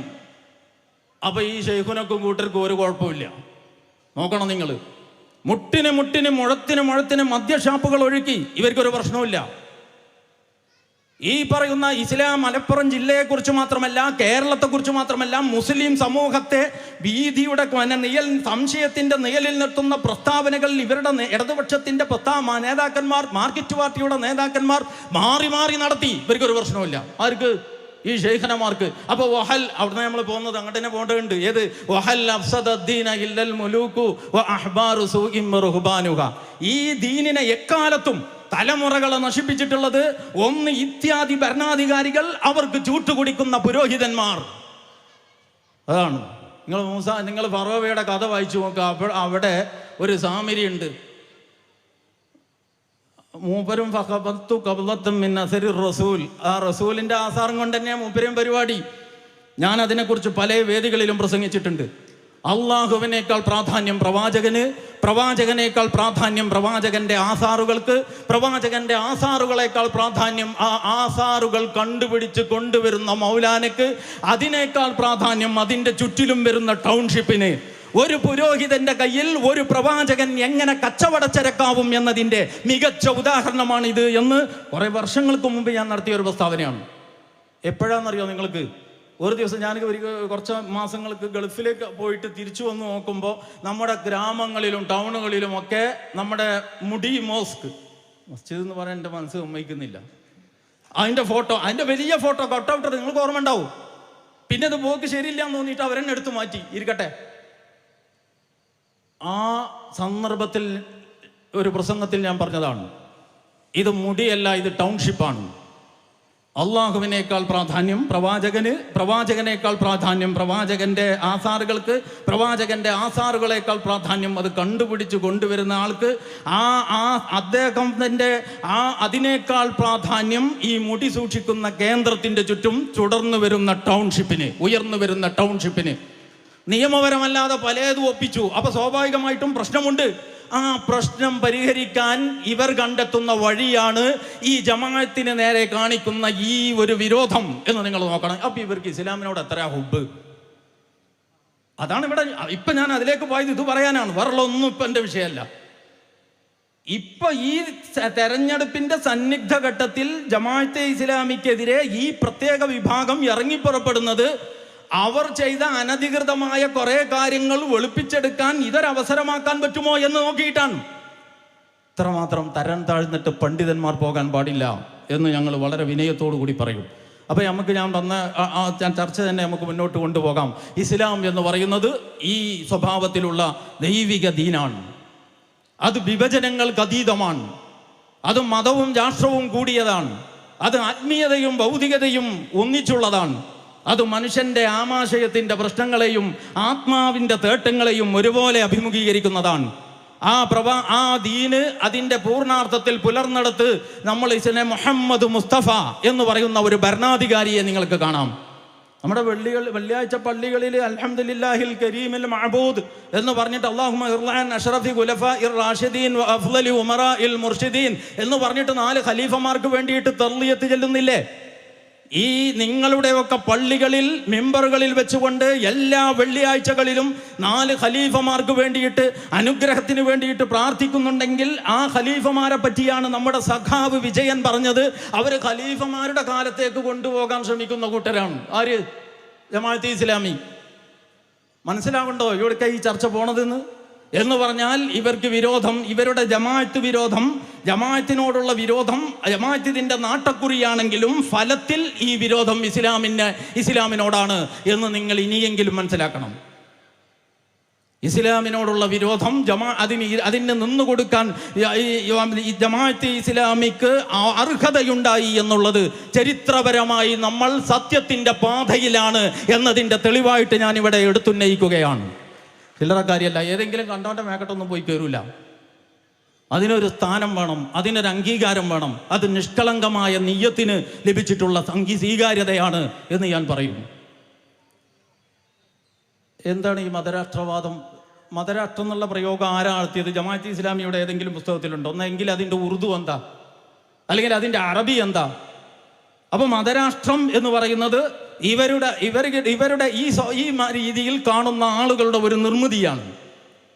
ജമാഅത്തെ ഇസ്ലാമി എന്ന പ്രസ്ഥാനം വളരെ കൃത്യമായിട്ട് ഞാൻ പറയുന്നു, മതരാഷ്ട്രം എന്ന് പറഞ്ഞിട്ട് മതരാഷ്ട്രവാദികൾ എന്ന് ഈ സൂറത്തുർ റഹ്മാനിൽ ഫബീഇ ഉള്ളതുപോലെ നിങ്ങളിങ്ങനെ ആവർത്തിച്ചിരുന്നത് കൊണ്ട് മാത്രം ഒരവാസ്തവം വാസ്തവമായി തീരില്ല. അതിനെ ചെറുക്കാൻ മാത്രം ബുദ്ധിയും ബോധവും കഴിവുമുള്ളവർ ഇസ്ലാമിക പ്രസ്ഥാനത്തിൽ ഉണ്ട് എന്ന് നിങ്ങൾ മനസ്സിലാക്കണം. അപ്പൊ യഥാർത്ഥത്തിൽ ഞാൻ തിരിച്ചു ചോദിക്കുന്നു, എന്താണ് നിങ്ങൾ മതരാഷ്ട്രവാദം കൊണ്ട് ഉദ്ദേശിച്ചത്? അത് വിശദീകരിക്കേണ്ട ബാധ്യത. ഇന്നതാണ് മതരാഷ്ട്രം എന്ന് അന്നം കഴിക്കുന്ന ഒരു മലയാളിക്ക് മനസ്സിലാകുന്ന ഭാഷയിൽ പറയാൻ നിങ്ങൾക്ക് ബാധ്യതയുണ്ട്. ഞാൻ ചോദിക്കട്ടെ, മതരാഷ്ട്രം എന്നതുകൊണ്ട് ഉദ്ദേശിക്കുന്നത് ഏതോ ഒരു കാലഘട്ടത്തിലെ പൗരോഹിത്യത്തിന്റെ പിടിയിലമർന്ന് മതപരമായ ഒരു മാനവും ചാർത്തി ജനങ്ങളെ കൊടിയ ചൂഷണത്തിന് വിധേയമാക്കിയ ആ ക്രൈസ്തവ യൂറോപ്പിന്റെ പഴയകാല കഥയെ പറ്റിയാണോ? എങ്കിൽ നിങ്ങളെക്കാൾ കടുത്ത ഭാഷയിൽ അതിനെ വിമർശിച്ചവനാണ് സയ്യിദ് അബുൽ അല മൗദൂദി. ഞാൻ എൻ്റെ സംസാരം അവസാനിപ്പിക്കുന്നതിന് മുമ്പ് സയ്യിദ് അബുൽ അല മൗദൂദിയുടെ 1-2 ഉദ്ധരണികൾ നിങ്ങളെ വായിച്ച് കേൾപ്പിക്കാം. നിങ്ങളതൊന്ന് കേട്ടു നോക്ക്, അപ്പം നിങ്ങൾ മനസ്സിലാവും ആരാണ് മൗദൂദി എന്ന്. അപ്പം മതരാഷ്ട്രം എന്ന് പറയുന്നത് അതാണെങ്കിൽ സ്ത്രീകളെയും പിന്നെ മനുഷ്യരുടെ സ്വാതന്ത്ര്യം, ദൈവത്തിൻ്റെ മറപറ്റി മനുഷ്യരുടെ സ്വാതന്ത്ര്യം കവർന്നെടുക്കുന്ന, സ്ത്രീകൾക്കും കുട്ടികൾക്കും ജീവിക്കാൻ കഴിയാത്ത, മറ്റു മതസ്ഥരുടെ വിശ്വാസാചാരാനുഷ്ഠാനങ്ങൾക്ക് ഒരു പരിരക്ഷയും നൽകാത്ത, കേവല പൗരോഹിത്യ താല്പര്യങ്ങളെ സംരക്ഷിക്കുന്ന ചൂഷണ സംവിധാനത്തെയാണോ നിങ്ങൾ മതരാഷ്ട്രം കൊണ്ട് ഉദ്ദേശിക്കുന്നത്? എങ്കിൽ നിങ്ങൾ വിമർശിക്കുന്നതിനേക്കാൾ ശക്തമായ ഭാഷയിൽ സയ്യിദ് അബുൽ അല മൗദൂദി അതിനെ വിമർശിച്ചത് നിങ്ങൾക്ക് കാണാം. അദ്ദേഹത്തിൻ്റെ ഇസ്ലാം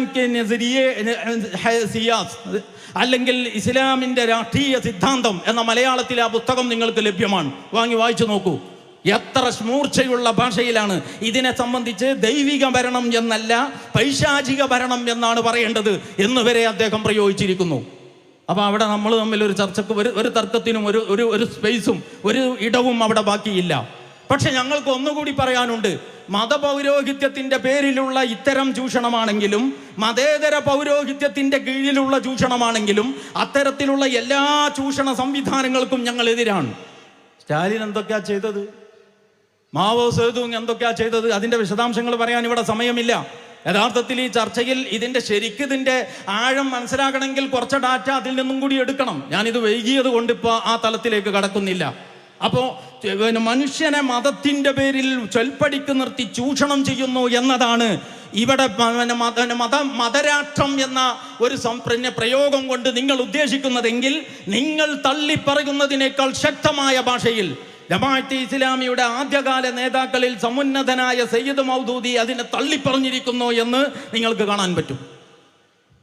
ഒരുപാട് വിശദാംശങ്ങളുണ്ട്, മലയാളത്തിൽ തന്നെ അത് ലഭ്യമാണ്, വാങ്ങി വായിച്ചു നോക്കൂ.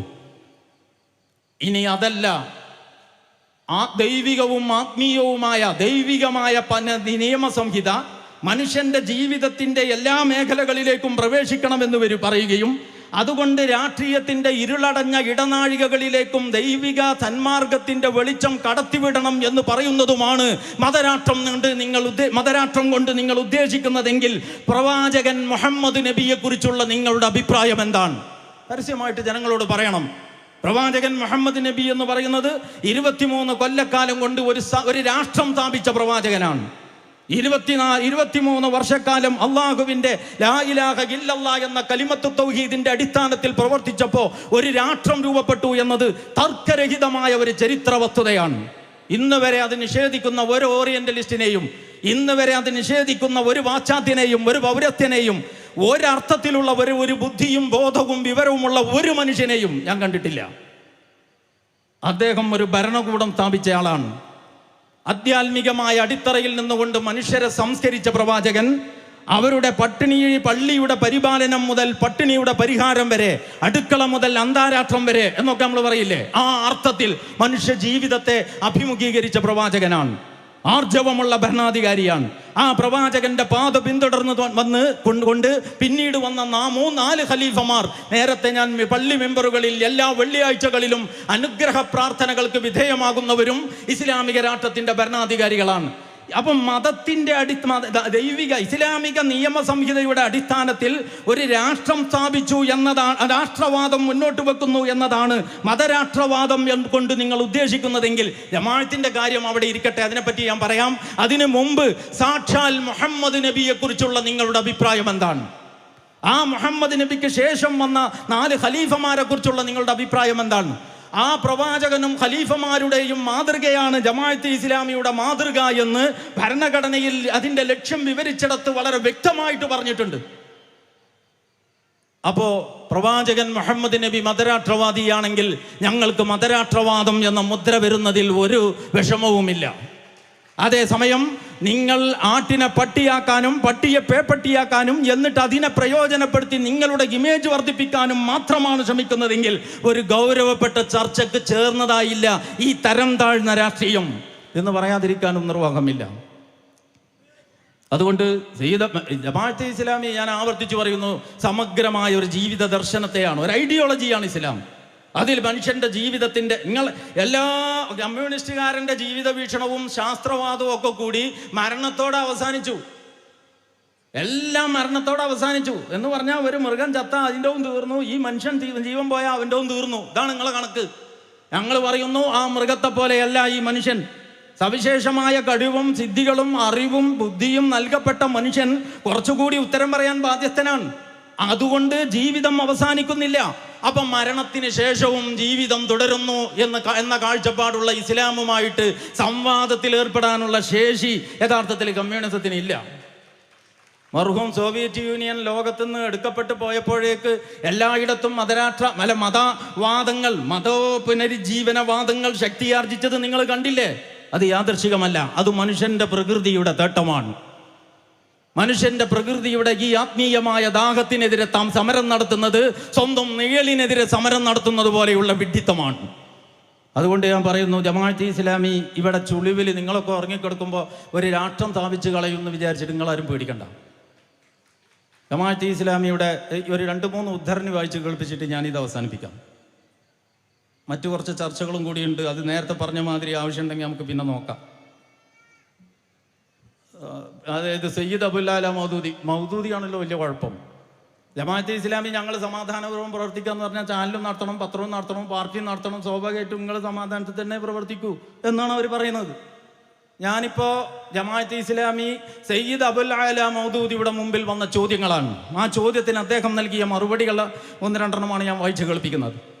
അതായത് നിയമവിരുദ്ധമായ പ്രവർത്തനത്തിലൂടെ നമുക്ക് മുന്നോട്ട് പോകാൻ വല്ല പഴുതുമുണ്ടോ എന്ന സ്വഭാവത്തിലുള്ള ചോദ്യമാണ് പ്രവർത്തകർ അദ്ദേഹത്തിൻ്റെ മുന്നിൽ ഉന്നയിക്കുന്നത്.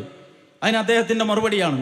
ഞാൻ അതിൻ്റെ ഉദ്ധരണിയായി എവിടെ നിന്ന് എടുത്തതെന്നൊക്കെ പറയാം. നിങ്ങൾ പരിശോധിച്ചോ, ഇല്ലെങ്കിൽ എൻ്റെ അടുത്ത് വന്നോ, നിങ്ങൾ പറയും പോലെ ഞാൻ കേൾക്കാം. ഞാൻ അടിസ്ഥാനപരമായി സയ്യിദ് അബുൽ അല മൗദൂദി പറയാണ്, ഞാൻ അടിസ്ഥാനപരമായി നിയമലംഘനത്തിൻ്റെയും ഭരണഘടനാ വിരുദ്ധ പ്രവർത്തനത്തിൻ്റെയും അണ്ടർഗ്രൗണ്ട് പ്രവർത്തനത്തിൻ്റെയും ശക്തനായ എതിരാളിയാണ്. എൻ്റെ ഈ നിലപാട് ഭയത്തിൻ്റെയോ മറ്റെന്തെങ്കിലും കാര്യലാഭത്തിൻ്റെയോ അടിസ്ഥാനത്തിലുള്ളതല്ല. പ്രത്യുത നിയമം മാനിക്കുക എന്നത് സംസ്കാര സമ്പന്നമായ ഒരു സമൂഹത്തിൻ്റെ നിർമ്മിതിക്ക് അനിവാര്യമാണെന്ന് നീണ്ട വർഷത്തെ പഠന പാരായണങ്ങളുടെ ഫലമായി ഞാൻ എത്തിച്ചേർന്നതാണ്. എന്നു തന്നെയല്ല, നിയമത്തെ മാനിക്കുക എന്ന ഗുണം ഒരു നിമിഷത്തേക്കെങ്കിലും കൈവിട്ടാൽ പിന്നീട് അവരെ നിയമം പാലിക്കുന്നവരാക്കി തീർക്കുക എന്നത് വളരെ ശ്രമകരമാണെന്നല്ല, പലപ്പോഴും അസാധ്യം തന്നെയാണ്. അതുപോലെ തന്നെ അണ്ടർഗ്രൗണ്ട് പ്രവർത്തനങ്ങൾക്കും അതിൻ്റെതായ ദോഷങ്ങളുണ്ട്. അത്തരം പ്രവർത്തന രീതികൾ സ്വീകരിക്കുന്നവർ അവർക്ക് മാത്രമല്ല സമൂഹത്തിൻ്റെ തന്നെ നാശത്തിന് കാരണമായി തീരും. ഇത്തരം കാരണങ്ങളാൽ നിയമം ലംഘിച്ചുള്ള രഹസ്യപ്രവർത്തനം തീർത്തും തെറ്റാണെന്ന് ഞാൻ വിശ്വസിക്കുന്നു.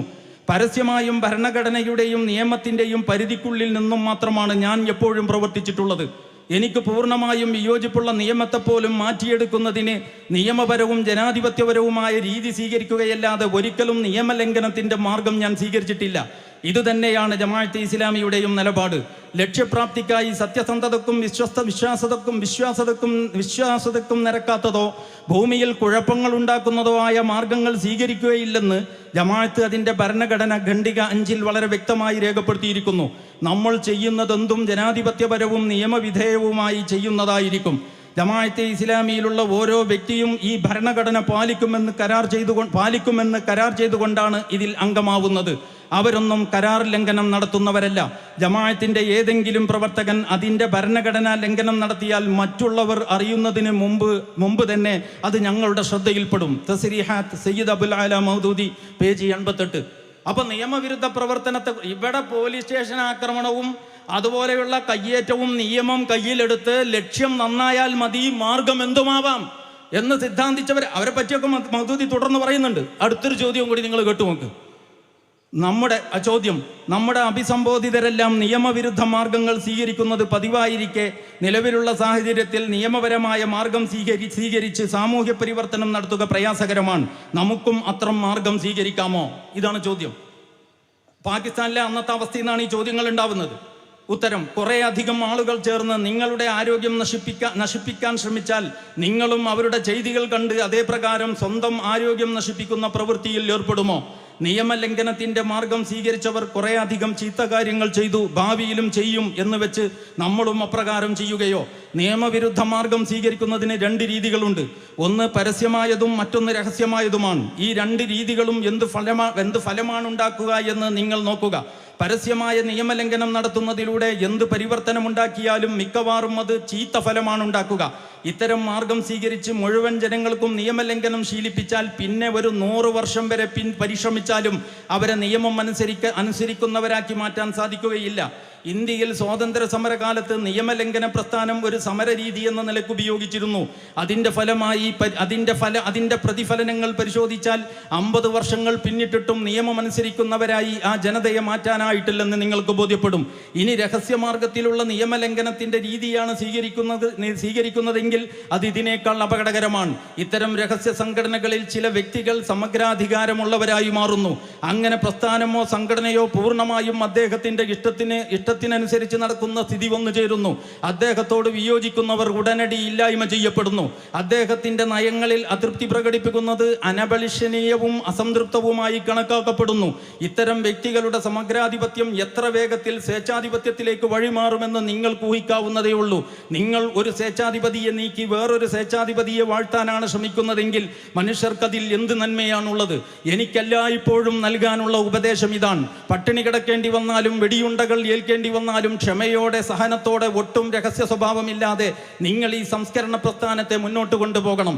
ഈ പ്രസ്ഥാനം നിയമാനുസൃതവും ധാർമ്മിക പരിധികൾ പാലിച്ചും മാത്രമേ പ്രവർത്തിക്കൂ എന്ന് ഉറപ്പുവരുത്തുകയും വേണം. പ്രവാചകന്റെ പ്രവർത്തന രീതി രഹസ്യ സ്വഭാവത്തിലുള്ളതായിരുന്നില്ല. നാമും എപ്പോഴും ഇതേ മാർഗമാണ് സ്വീകരിച്ചിട്ടുള്ളത്. കുറച്ചു വർഷങ്ങൾക്ക് മുമ്പ് നമ്മുടെ മേൽ നിയമവിരുദ്ധർ ആക്രമണങ്ങൾ അഴിച്ചുവിട്ടുകൊണ്ടിരുന്നു. എന്നാൽ നാം ഒരിക്കലും അതിനോട് അപ്രകാരം പ്രതികരിക്കാൻ നിയമവിരുദ്ധമായ മാർഗം സ്വീകരിച്ചില്ല. തൽഫലമായി ഇത്തരം നിയമവിരുദ്ധരും സംസ്കാരശൂന്യരും മനുഷ്യത്വ വിരുദ്ധരുമായ വിഭാഗങ്ങളുടെ പ്രതിച്ഛായക്കും മങ്ങലേറ്റു. എന്നു മാത്രമല്ല, ദൈവാനുഗ്രഹം കൊണ്ട് നമ്മുടെ മേൽ ഒരു കുറ്റവും ചാർത്താൻ അവർക്കായതുമില്ല. മൂല്യങ്ങൾ മുറുകെ പിടിക്കുന്നവർക്ക് അവകാശപ്പെട്ട പ്രതിഫലമാണിത്. നിങ്ങളോട് തെറ്റായ രീതിയിൽ പെരുമാറുന്നവരുടെ അണികൾ വരെ ഈ വസ്തുതകൾ അംഗീകരിക്കും. നിങ്ങളോട് എനിക്കുള്ള അഭ്യർത്ഥന ഇതാണ്: നിയമവിരുദ്ധ പ്രവർത്തനത്തിലേർപ്പെട്ട് സ്വന്തം സ്വഭാവ ഗുണങ്ങൾക്ക് പരിക്കേൽപ്പിക്കുന്നതും നിയമവിരുദ്ധർക്ക് ആത്മധൈര്യം നൽകുന്നതുമായ പ്രവർത്തന രീതി ഒരിക്കലും സ്വീകരിക്കരുത്. സാഹചര്യങ്ങൾ എത്ര ദുഷിച്ചതാണെങ്കിലും അവയെ മാറ്റിയെടുക്കാൻ ശരിയായ മാർഗത്തിൽ പ്രയത്നിക്കുക. തെറ്റായ വഴികളിലൂടെ സാഹചര്യങ്ങളെ മാറ്റാൻ ശ്രമിക്കുമ്പോൾ കൂടുതൽ തെറ്റിലേക്ക് പോവുകയാണ് ചെയ്യുക. തസ്രീഹാത്ത് സയ്യിദ് അബുൽ അല മൗദൂദി, പേജ് 241, 241, 243. ഒരൊറ്റ ഉദ്ധരണി കൂടി വായിച്ച് ഞാൻ എൻ്റെ പ്രസംഗം നിർത്താം. അത് അദ്ദേഹം ഒരു ഉദ്ധരണിയുടെ ഭാഗമാണ്, കുറേ അധികമുണ്ട്, ഒക്കെ പ്രസക്തമാണ്. അദ്ദേഹം പറയാണ്: കമ്മ്യൂണിസം പോലുള്ള പ്രത്യയശാസ്ത്രങ്ങൾ സാമൂഹിക മാറ്റത്തിന് വേണ്ടി ബലപ്രയോഗവും അടിച്ചമർത്തലും നടത്തുന്നതിൽ തെറ്റു കാണുന്നില്ല. അതിൻ്റെ നേതാക്കളിൽ വളരെ പരസ്യമായി വിപ്ലവം തോക്കിൻകുഴലിലൂടെ എന്ന് പറഞ്ഞവർ വരെയുണ്ട്. സാമ്രാജ്യത്വം, മുതലാളിത്തം, ഫാഷിസം എന്നിവയൊന്നും സാമൂഹിക മാറ്റത്തിന് പൊതുജനാഭിപ്രായത്തിൻ്റെ പിൻബലം വേണമെന്ന നിലപാടുകാരല്ല. ബലപ്രയോഗത്തിലൂടെ ജനാഭിപ്രായം അനുകൂലമാക്കുക, ജനഹിതത്തെ ശ്വാസം മുട്ടിച്ചു കൊല്ലുക തുടങ്ങിയ രീതികൾ സ്വീകരിക്കാറുണ്ട്.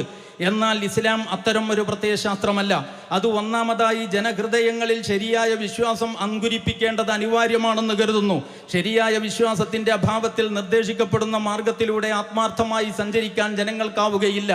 ഇസ്ലാമിക തത്വങ്ങളെക്കുറിച്ച് പൊതുജനത്തിന് നിശ്ചിത അളവിലും അധികാരം കൈയാളുന്നവർക്ക് മതിയായ അളവിലും അറിവുണ്ടാവുകയും അവർക്കതിൽ തികഞ്ഞ ബോധ്യമുണ്ടാവുകയും വേണം.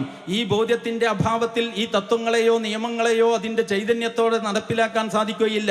അതോടൊപ്പം പൊതുജനങ്ങളുടെയും ഭരണാധികാരികൾ ഉൾപ്പെടെയുള്ള ഉത്തരവാദപ്പെട്ടവരുടെയും ചിന്തകളിലും ജീവിത രീതികളിലും നാം മുന്നോട്ട് വെക്കുന്ന നിയമസംഹിതയുടെ അടിസ്ഥാനത്തിലുള്ള സമൂലമായ മാറ്റങ്ങൾ ഉണ്ടാവണം. അതിൻ്റെ അഭാവത്തിൽ പവിത്രവും ഉന്നതവുമായ തത്വങ്ങളിൽ സ്ഥാപിതമായ വ്യവസ്ഥിതിയുടെ പ്രയോഗവൽക്കരണം അസാധ്യമായി തീരും. ഞാൻ ഇവിടെ വിവരിച്ച കാര്യങ്ങളൊന്നും തന്നെ അടിച്ചേൽപ്പിക്കാവതല്ല എന്നതാണ് ആദ്യമായി മനസ്സിലാക്കേണ്ടത്. പ്രത്യുത ആശയ വ്യവഹാരങ്ങളും പ്രബോധന പ്രവർത്തനങ്ങളും നടത്തി ജനങ്ങളുടെ മൂല്യസങ്കല്പങ്ങളും വീക്ഷണങ്ങളും വിശ്വാസവും ചിന്താരീതിയുമെല്ലാം മാറ്റിയെടുത്ത് ദൈവേതരമായ ഏതെങ്കിലും പദ്ധതികളോട് രാജിയാവാൻ കഴിയാത്ത വിധത്തിലുള്ള ധാർമ്മിക നിലവാരം അവരിലുണ്ടാക്കണം. ഈ ലക്ഷ്യത്തിനു വേണ്ടി പ്രവർത്തിക്കുന്നവർ ഇപ്രകാരമുള്ള ജനപിന്തുണ ആർജിച്ചെടുക്കേണ്ടതുണ്ട്.